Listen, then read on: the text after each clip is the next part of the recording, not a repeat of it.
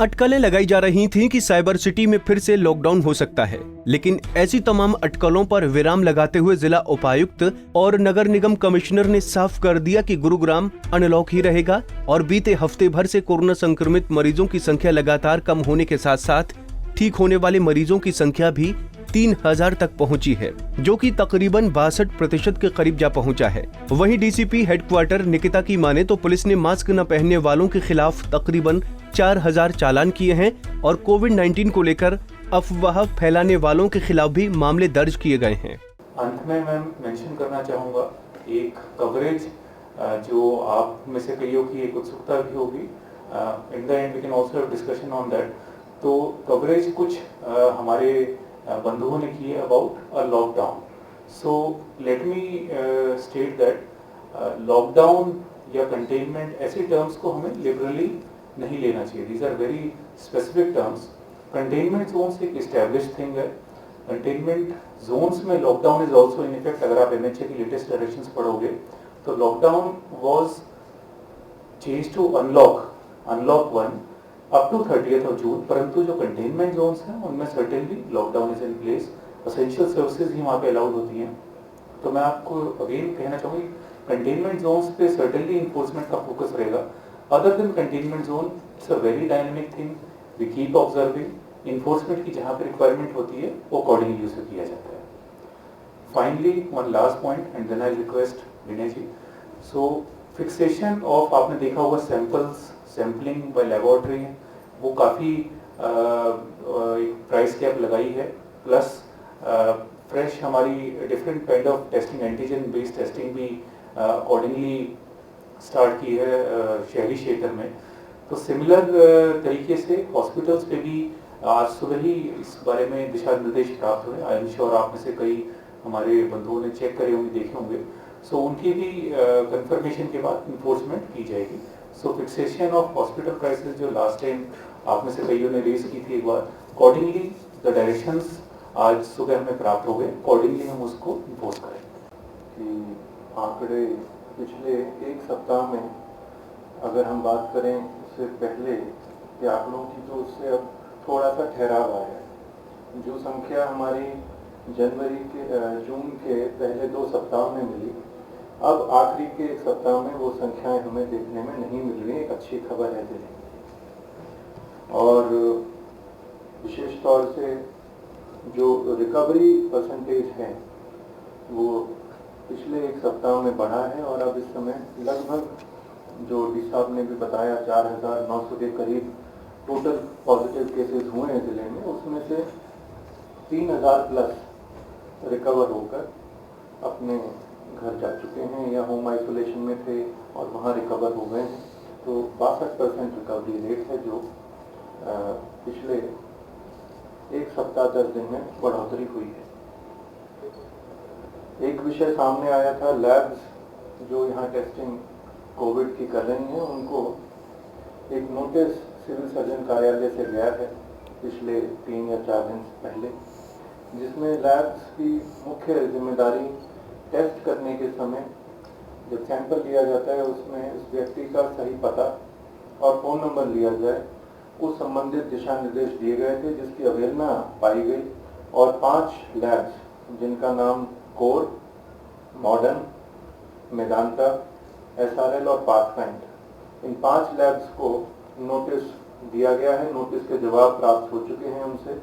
Civil surgeon कार्यालय उन जवाबों की समीक्षा कर रहा है और इसमें जो भी लैब दोषी पाई जाएगी, जिसकी वजह से आगे कॉन्टैक्ट ट्रेसिंग करने में समस्याएं रहती हैं, उस व्यक्ति को ढूंढने में, उस तक पहुंचने में, उन पर सख्त से सख्त कार्रवाई की जाएगी। मैं आपको बता दूं कि गुरुग्राम पुलिस में लगभग 7,500 से 8,000 फोर्स है हमारे पास।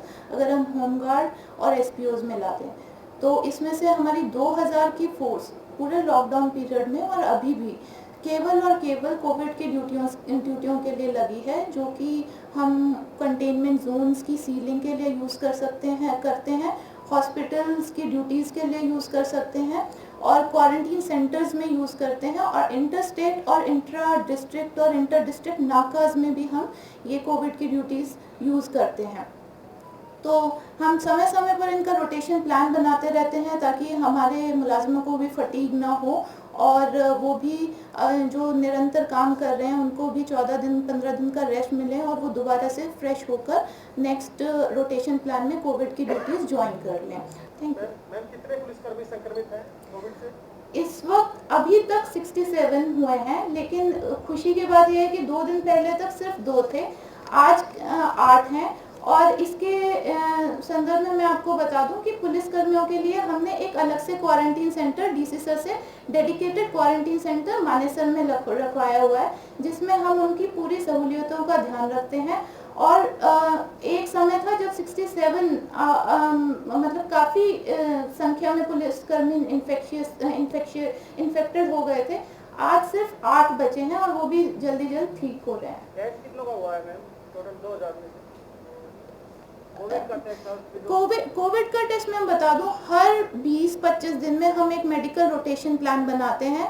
हमारे पुलिस की तरफ से भी 2 डॉक्टर हमारे को दिए हुए हैं, जिसमें हम रेगुलरली उनके मेडिकल स्क्रीनिंग करते हैं और उनके कोविड के सिम्टम्स के लिए उनको एनालाइज करते हैं। और समय समय पर उनका टेस्ट पुलिस लाइन में ही डीसी सर से कोऑर्डिनेट करके हम पुलिस लाइन में टेस्ट कराते रहते हैं। सर, अभी क्या कुछ आदेश आपकी तरफ से जारी किए जाएंगे? देखिए, अभी धार्मिक स्थलों को लेकर जिले में खोलने के बारे आदेश नहीं है। जैसा मैंने अभी आपको बताया भी था कि मॉल्स को खोलने के बारे में निर्णय लिया गया है, परंतु उसमें स्टैंडर्ड ऑपरेटिंग प्रोसीजर की पालना करने के लिए वो सभी लायबल रहेंगे, और उसमें जहां पालना नहीं पाई जाएगी तो उसमें जिला प्रशासन उनको दोबारा से बंद करने का निर्णय लेगा। सर, चूंकि अभी तक कोई वैक्सीन नहीं बनी है इसकी, लेकिन कुछ निजी अस्पताल जो हैं वो अभी भी 3 लाख से लेकर 15 लाख तक के पैकेज जो है वो लोगों को दे रहे हैं, तो क्या समझते हैं सर आप? नीरज जी, ये जैसा जी साहब ने बताया कि कल शाम को ही इस तरह के आदेश राज्य सरकार के द्वारा पारित हुए हैं, जो आज हम सभी के साथ साझा भी किए गए हैं, जिसमें मैं आप सभी के सामने उनको साझा भी कर देता हूँ। राज्य सरकार हेल्थ विभाग की तरफ से प्राइवेट अस्पतालों के 60% बेड्स के कोविड के इलाज के लिए एक कैपिंग निर्धारित की गई है, जिसमें नॉन NABH एक्रेडिटेड अस्पताल और NABH एक्रेडिटेड अस्पतालों के लिए अलग अलग स्लैब हैं, जिसमें 8,000 से लेकर 10,000 तक आइसोलेशन बेड, जिसमें बेड साइड ऑक्सीजन की सुविधा मुहैया होगी। ICU बिना वेंटिलेटर के 13,000 से 15,000 और ICU वेंटिलेटर समेत 15,000 से 18,000। इस तरह की कैपिंग निर्धारित की गई है, क्योंकि ऐसी समस्या और ऐसी फीडबैक प्राप्त हो रहा था कि इस तरह के खर्चे अस्पतालों के द्वारा ज़्यादा फीस ली जा रही है लोगों की सुविधा के लिए, और इस तरह के लोगों पे आर्थिक बोझ ना डले कोविड के इलाज के दौरान इस तरह की कैपिंग राज्य सरकार के द्वारा की गई। इसका कोई कंप्लेंट नंबर दिया? प्राइस कैपिंग को लेकर कोई कंप्लेंट करना चाहिए?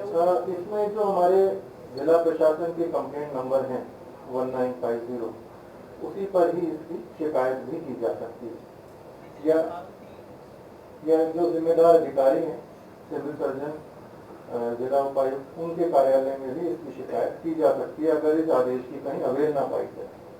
वहीं कोविड को लेकर नगर निगम कमिश्नर की माने तो 1 जुलाई से मॉल खोले जाएंगे और पार्क को खोलने की दिशा में भी 1 जुलाई से काम हो रहा है। निगम कमिश्नर की माने तो जिला प्रशासन ने प्राइवेट लैब की लापरवाही पर लगाम लगाते हुए ऐसी तमाम निजी लैब्स को नोटिस जारी किए हैं। वहीं जिला प्रशासन टेस्ट रेटिंग को और बढ़ाने की दिशा में काम कर टारगेट के साथ आगे बढ़ रहा है, जिससे कोरोना महामारी से पार पाया जा सके। हालांकि साइबर सिटी में बीते हफ्ते भर में संक्रमित मरीजों की अपेक्षा ठीक होने वाले मरीजों की संख्या ज्यादा रही है। साइबर सिटी में संक्रमित मरीजों की संख्या में थोड़ा ठहराव दर्ज जरूर किया गया है, लेकिन बीते 25 दिनों में 72 मौतों ने जिला प्रशासन की चुनौतियों को बढ़ाने जैसा काम जरूर कर दिया है। गुरुग्राम से मोहित कुमार, पंजाब केसरी टीवी।